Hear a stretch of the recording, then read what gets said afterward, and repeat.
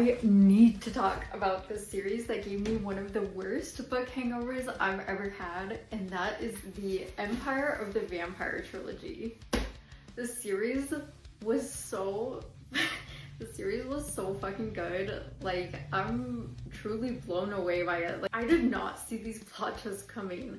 There are familiar tropes here, and then Jay Kristoff goes off and does something completely different with it that is so refreshing. So our main character is Gabriel, who is half vampire, half human, and he joins a religion of other half vampire, half humans, and they're called Silver Saints.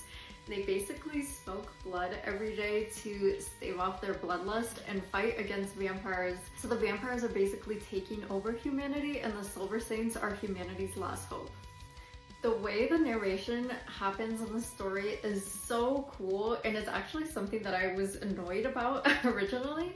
So the main character, Gabriel, is imprisoned by another vampire, and so he's telling his story to this other vampire. The story does not happen chronologically. So we have the current time in which the narration is happening, we have his youth story, and then we have somewhere in between a couple years before he's talking to this vampire. I was originally really annoyed that the story was not chronological, but then the way that the story was told just made me like so desperate to know what happens in between these periods of time, and it just built up a lot of suspense. This is one of the highest stakes stories I've ever read. Like, the high stakes have high stakes. I was easily really drawn into the story, but I didn't fall in love with the characters until about the end of the story. And then when I started book 2,